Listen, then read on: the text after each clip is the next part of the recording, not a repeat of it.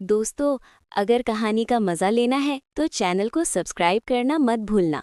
हमारा घर एक आम सा शहरी इलाके में था। घर में मेरे अलावा मेरी माँ, बाप, मेरा बड़ा भाई और मेरी खाला रहती थी। मेरी खाला अभी तक कुंवारी थी और हमारे साथ रहती थी। वो देखने में बहुत खूबसूरत और जवान थी। उनकी उम्र तकरीबन 25-26 साल होगी, जबकि मैं 18 साल का था। खूबसूरती की बात हो तो पूरा मोहल्ला उनकी तारीफ किए बगैर न रहता। लंबे घने बाल, गोरी चमकती हुई जिल्द और दिलकश आंखें, जिनमें एक अजीब सी मासूमियत थी। जब भी खाला नहाने जाती, मैं उसे देखता रहता था। हमारे घर में बाथरूम के सामने एक छोटा सा कमरा था, जहां मैं अक्सर किताब पढ़ने बैठ जाता था। असल में वो मेरी खाला थी, लेकिन उम्र में हमसे ज़्यादा फर्क नहीं था। बड़ा भाई और खाला दोनों साथ रहते थे और अक्सर आपस में बातें करते रहते थे। माँ बाप दोनों मजदूर थे, इसलिए घर में ज़्यादातर खाला ही होती थी। जब खाला नहाने जाती तो मैं अपनी जगह पर बैठा उसे देखता रहता। वो नहाते हुए बाथरूम का दरवाज़ा थोड़ा सा खुला रखती थी, शायद हवा के लिए। मैं उसी जगह बैठा किताब खोलकर उसे देखता रहता। जब वो नहाकर बाहर जब वो आती तो मैं फ़ौरन अपनी नज़रें झुका लेता और किताब में मसरूफ़ हो जाता। एक दिन की बात है, खाला नहाकर अपने कमरे में गईं और कपड़े बदलने लगीं। उनके कमरे का दरवाज़ा पूरे तौर पर बंद नहीं था। मैंने दरार से झांका तो उन्हें कपड़े बदलते हुए देखा। नहाने के बाद उनके जिस्म की तस्वीर मेरे जहन में नक्श हो गई। वो मंजर मैं कभी नहीं भूल सकता था। इस दिन के बाद मेरा दिल पढ़ाई में बिल्कुल नहीं लगता था। हालांकि वो तस्वीर बार बार मेरी आंखों के सामने आती रहती थी। मैंने सोचा कि मैं खुद को काबू में रखूंगा, लेकिन वो ख्याल मुझे तंग किया जा रहा था। अगले दिन मैं नहा धोकर कॉलेज चला गया। पूरा दिन मैं पढ़ाई पर ध्यान नहीं दे सका। जब दोपहर को घर वापस आया तो माँ बाप घर पर नहीं थे। मैंने खाला से पूछा, माँ बाप कहाँ हैं? खाला ने जवाब दिया, वो किसी रिश्तेदार के यहाँ गए हैं, शायद वापस आने में देर हो जाए। मैंने खाना खाया और अपने कमरे में जाकर पढ़ाई शुरू कर दी, लेकिन मेरा दिमाग पढ़ाई में बिल्कुल नहीं लग रहा था। खाला मेरे कमरे में आई और पूछा, तुम्हारी पढ़ाई कैसी चल रही है? मैंने कहा, ठीक है। फिर मैंने खाला से कहा, कुछ मज़ेदार बना दो ना। मुस्कुराई और बोली, ठीक है, तुम्हारे ही कुछ मज़ेदार बनाती हूँ। वो बावर्ची खाने की तरफ चली गई और मैं बाहर खेलने चला गया। शाम तकरीबन 5 बजे जब मैं घर वापस आया तो खाला ने खाना बना लिया था। खाला ने कहा, खा लो। मैंने कहा, नहीं, आज मैं और आप साथ मिलकर खाएंगे। तब खाला बोली, मैं तो नहाने के बाद खाऊंगी। मैंने कहा, ठीक है, आप नहा लो फिर खाएंगे। खाला बोली, ठीक है, मैं नहाने जा रही हूँ। खाला नहाने चली गई। मैं वहाँ बैठा सोच रहा था कि क्या करूँ। जब खाला नहाकर बाहर आई तो मैं वहाँ से हट गया। खाला अपने कमरे, मैं चली गई। थोड़ी देर बाद खाला ने पूछा, तुमने खाना खा लिया? मैंने कहा, नहीं, हम मिल के खाएंगे, क्या आपको बुरा नहीं लगेगा? तब खाला ने आंखें मटकाईं और पूछा, किस किस्म का? मैंने हाथ उठाया और शराब पीने का इशारा किया। खाला ने हैरान होकर कहा, शराब, ये तुम्हारे लिए अच्छी नहीं है। मैंने इसरार किया, सिर्फ एक बार है, कोई बात नहीं होगी। खाला ने हिचकिचाते हुए हाँ कर दी। हम दोनों ने चुपके से जाम उठाए। खाला ने उसे पीते ही कहा, ये तो बहुत कड़वी है यार, पता नहीं लोग इसे कैसे पीते हैं। मैंने कहा, खाला, इससे बड़ी खुशी महसूस होती है। मैंने खाला को ज़बरदस्ती शराब पिला दी। फिर हम दोनों बातें करने लगे। मैंने खाला से पूछा, शादी कब कर रही हो? अब तो तुम भी बड़ी हो गई हो और आंखें इतनी खूबसूरत हैं। खाला बोली, तुम्हें कैसे पता कि मैं बड़ी हो गई हूँ? मैं शर्माते हुए बोला, आपको देखकर लगता है। शराब पीते पीते हम दोनों खाना भी खाने लगे। खाना खत्म होते ही खाला को नींद आने लगी। मैंने कहा, खाला, आपको मैं आपके कमरे में ले चलता हूँ। खाला ने नरमी से पूछा, क्यों? मैंने कहा, आपको सुला दूंगा। खाला बोली, नहीं, आज हम यहीं ही सोएंगे, क्योंकि रात को मुझे कुछ हो गया तो मैं क्या करूँगी, तुम संभाल लोगे। मैंने कुछ नहीं कहा। मुझे खाला की बातों से ऐसी उम्मीद होने लगी थी। खाला उठी और मेरा सहारा लेते हुए कमरे में जाकर लेट गई। लाइट बंद करके मैं भी खाला के पास जाकर साथ वाली चारपाई पर सो गई। उस वक्त तकरीबन रात के 10 बजे होंगे। सर्दी लगने लगी थी और मैं वहाँ सो गई, क्योंकि उस वक्त खाला को नींद आ चुकी थी, इसलिए उन्हें मेरे हालात का पता ही नहीं था। खाला की सांसें तेज तेज चलने लगी थी। मुझे लगा कि खाला सो रही हैं, लेकिन वो अब भी मुझे देख रही थी। मैंने देखा कि खाला ने अपनी आंखें खोल ली थीं।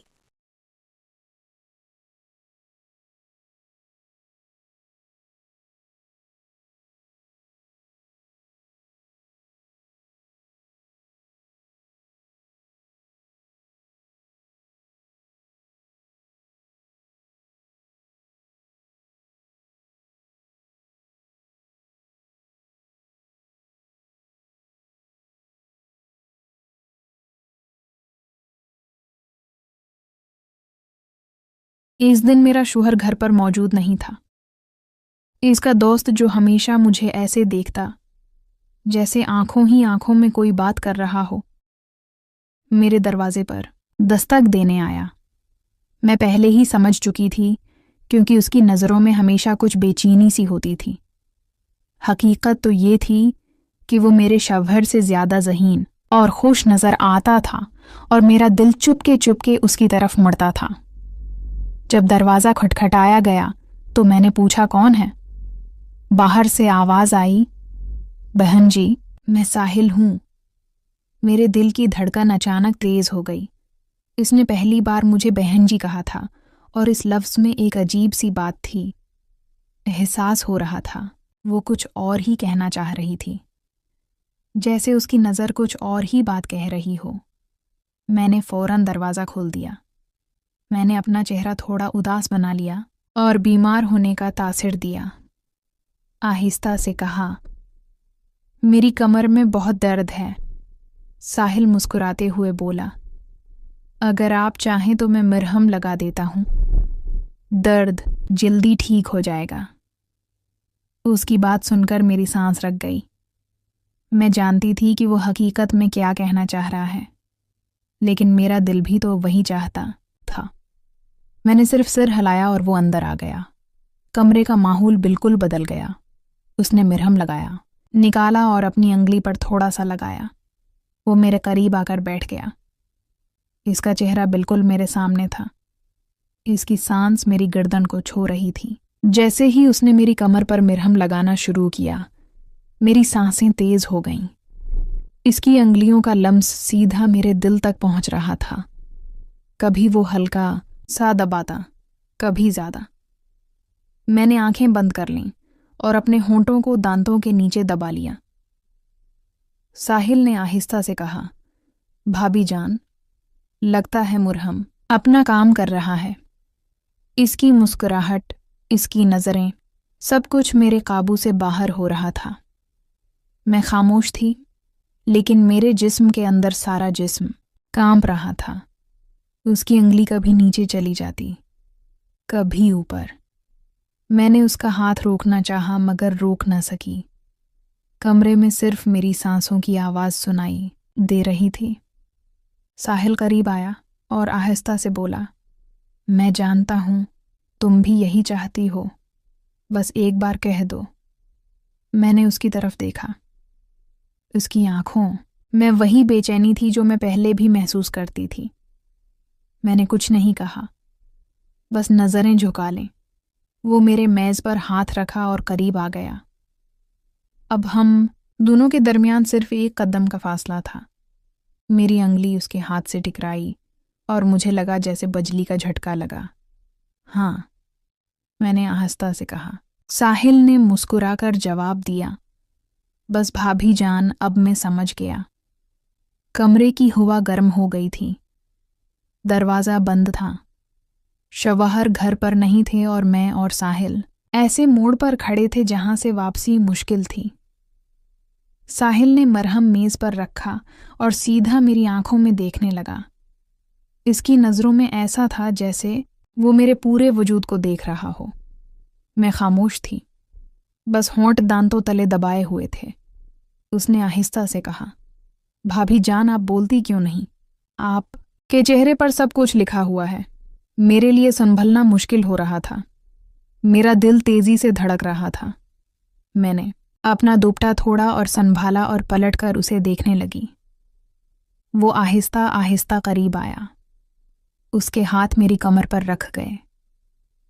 मैं एक लम्हे के लिए संभल गई, मगर अगले ही पल में मैंने अपनी आंखें बंद कर लीं, जैसे मैं भी तैयार हो चुकी हूँ। साहिल ने हल्की सी हंसी के साथ कहा, अभी दर्द कम करना है या ज़्यादा? मेरे होंठों पर हल्की सी मुस्कुराहट आई, मगर मैंने कुछ नहीं कहा। उसकी आवाज़, उसका लम्स, सब कुछ मेरे अंदर घूम रहा था। कमरे में सिर्फ लिम्ब की हल्की रोशनी थी। इस रोशनी में उसका चेहरा और भी वाज़ेह लग रहा था। मैं उसकी हर हरकत को महसूस कर रही थी। वो कर रही थी। जब उसने दोनों ہاتھ میری کمر پر رکھے تو میں نے اپنی سانس اندر کھینچ لی۔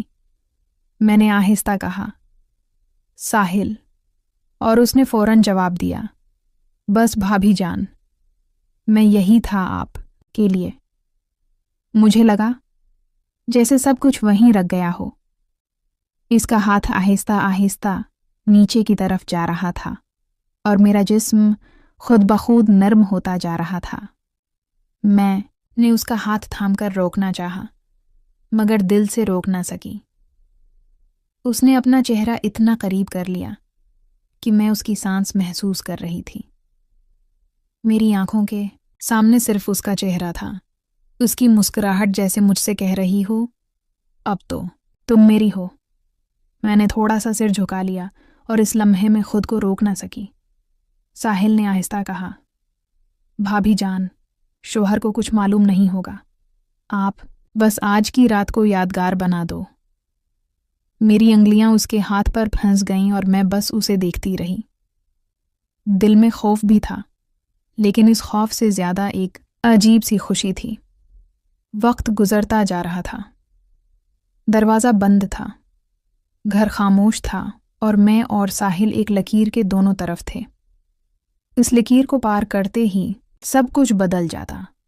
میں ہنستے ہوئے بس اتنا کہا، تم روکنے والے تو ہو نہیں اور میں روک پانے والی نہیں۔ یہی تھا، سیدھا جواب دیا۔ پھر دیر کس بات کی بھابھی جان، اور جیسے ہی اس نے مجھے اپنی طرف کھینچنا شروع کیا، میرا سارا قابو ٹوٹ گیا۔ ساحل نے مجھے اپنی طرف کھینچ لیا۔ ایک لمحے کے لیے لگا جیسے پورا کمرہ گھوم گیا ہو۔ اس کا سینہ میرے بہت قریب تھا، اس کی سانس میری گردن کو چھو رہی تھی۔ میرا دل اتنی تیزی سے دھڑک رہا تھا کہ مجھے خود سنائی دے رہا تھا۔ میں نے اس سے بھاگنے کی کوشش کی، لیکن اس نے میری کلائی پکڑ لی۔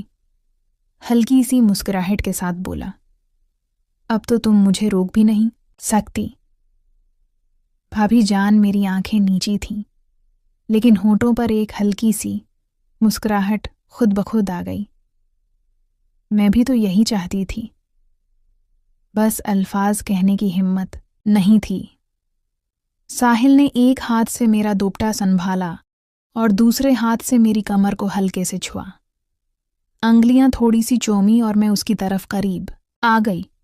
میں نے آہستہ سے کہا، ساحل بس کرو، لیکن آواز ایسی تھی جیسے روکنا نہیں بلکہ اور بلانا چاہتی ہوں۔